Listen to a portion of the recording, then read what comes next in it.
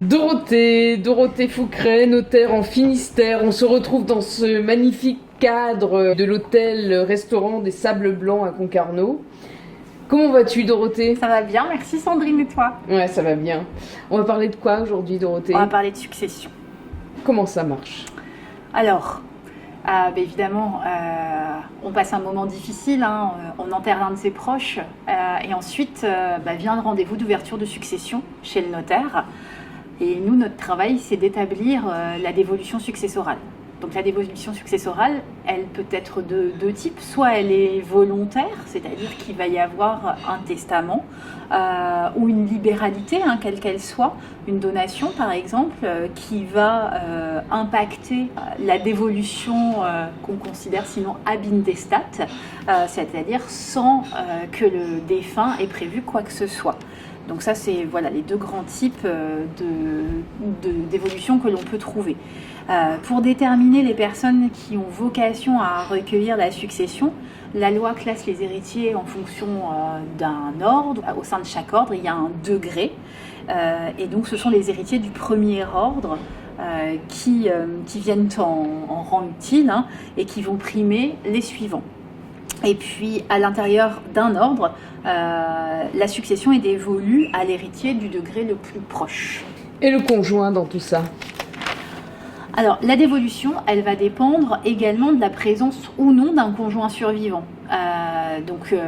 C'est la personne mariée au défunt au jour de l'ouverture de la succession.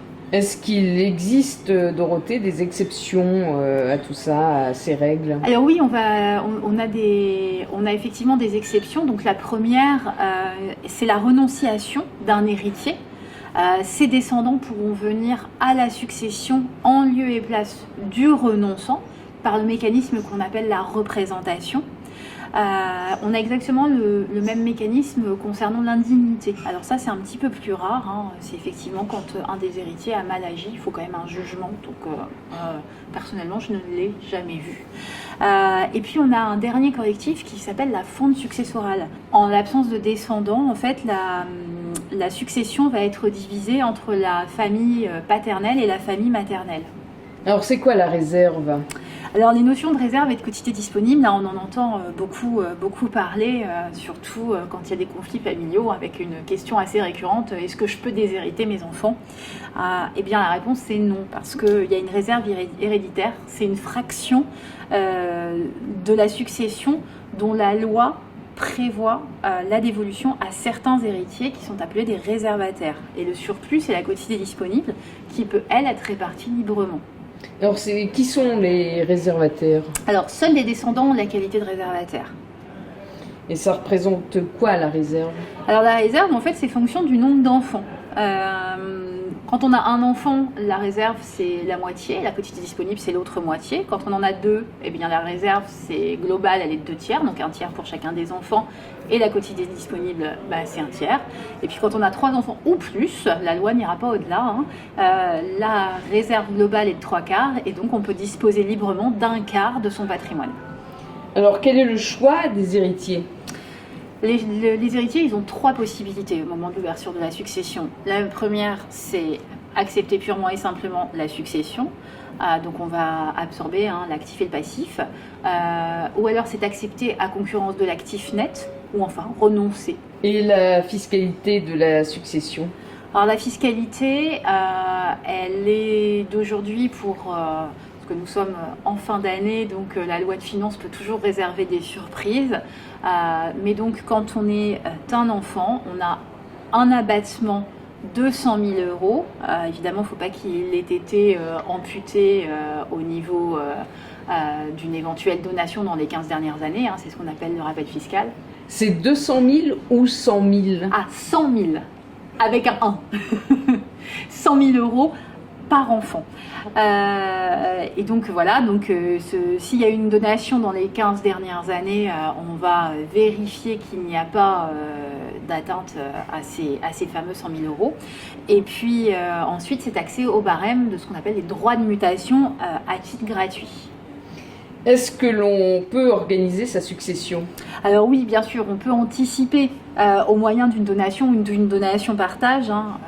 c'est évidemment avoir la maîtrise de la transmission de son patrimoine, de son vivant, plutôt que de laisser les choses se faire, peut parfois être salutaire.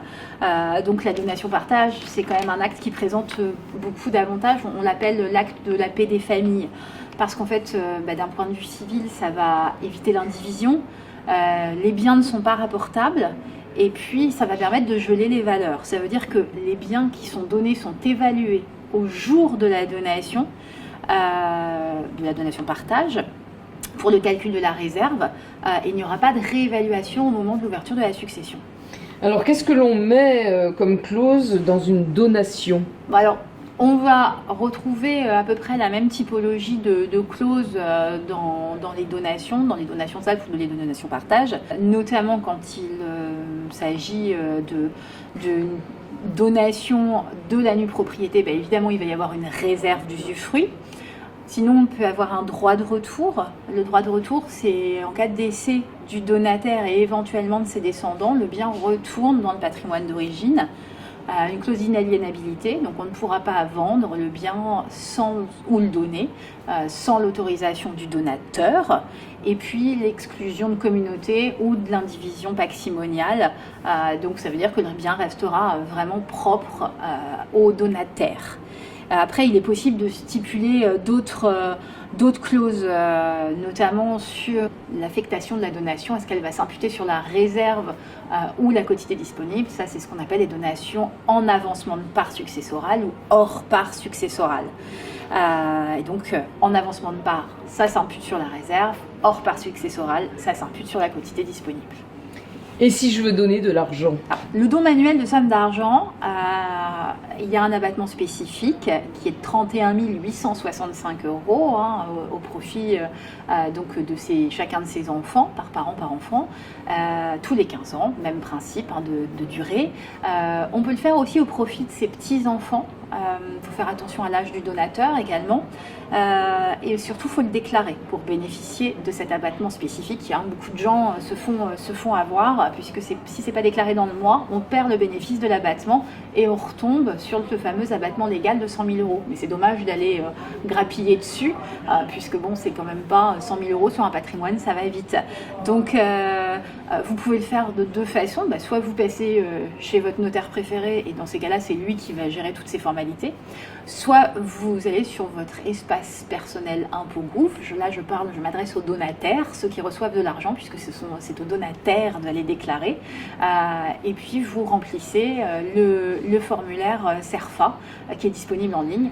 Ou encore, si vraiment vous n'êtes pas ami avec le site des impôts, vous imprimez le formulaire CERFA, vous cochez la case 790G, vous remplissez le montant et vous envoyez bien ça en lettre recommandée avec avis de réception et vous gardez une petite copie de votre formulaire CERFA.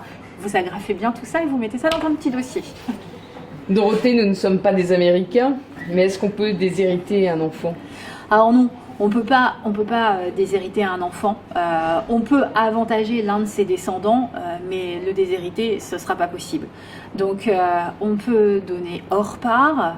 On peut aussi prévoir une renonciation anticipée à l'action de réduction. Les initiés connaîtront l'acronyme de RAR. Et puis sinon, effectivement, on peut aussi faire un testament. C'est quoi justement un testament ? Alors un testament, c'est un écrit par lequel une personne, qu'on va appeler le testateur, exprime ses dernières volontés. C'est toujours le même document ? Alors non. Il y a plein de formes de testament, il y en a 4 précisément. Il y a le testament holographe, le testament authentique, le testament mystique et le testament international. Et en général, les gens, ils font quoi comme testament ? Alors souvent, on va avoir affaire soit à des testaments holographes, soit à des testaments authentiques. Donc la condition essentielle pour tester, c'est d'être capable. Le testament holographe, c'est celui qui va être rédigé à la main, daté et signé par le testateur. Et puis idéalement, on va le déposer chez son notaire préféré, qui va le mettre dans un coffre, et puis qui va l'inscrire au fichier central des dernières volontés. Alors, on a déjà entendu parler de testament mystique, mais c'est quoi ? Alors, un testament mystique, il est remis sous pli cacheté, fermé au notaire en présence de 2 témoins ou de 2 notaires. Donc il est écrit de la main du testateur ou par une autre personne. Et puis donc on inscrit de la même façon au fichier central des dernières volontés, mais personne ne l'a relu. On ne sait pas ce qu'il y a dedans. Ce sera la surprise au moment de l'ouverture, après le décès. Et un testament authentique, c'est quoi? Alors un testament authentique, c'est le testament qui est reçu par 2 notaires. Donc c'est vrai que le processus, pour nous, il est assez confortable dans le sens où nous sommes 2 officiers publics et ministériels à nous assurer de la capacité du testateur. Donc effectivement, contester cette typologie de testament, c'est beaucoup plus compliqué. Et puis on va aider le testateur à rédiger ce testament, et donc effectivement dans le choix des termes, là aussi on va limiter la possibilité de contestation et faire en sorte que les choses soient faites le mieux possible et dans l'esprit de respecter la volonté du testateur, parce que parfois on a idée de faire quelque chose mais juridiquement c'est pas possible, et nous c'est là où le devoir de conseil va intervenir. On va dire non, là c'est pas possible, mais voilà ce qu'on pourrait vous proposer. Et le testament international? Il peut être écrit dans n'importe quelle langue. Ça, c'est important pour tous les étrangers qui vivent sur notre territoire. Ils peuvent s'exprimer dans leur langue maternelle, ce qui peut permettre d'avoir une meilleure expression de ses souhaits. Et puis, surtout, il est signé par le notaire, 2 témoins et puis évidemment le testateur. Voilà, vous savez tout. Merci beaucoup Dorothée pour tous ces précieux conseils. On parle de quoi la semaine prochaine, Dorothée? La semaine prochaine, on parle de SCI. La SCI, Société Civile Immobilière. Exactement. Merci beaucoup, merci encore au Sable Blanc de nous accueillir pour l'enregistrement de ces émissions. À très vite, Dorothée. À bientôt, Sandrine.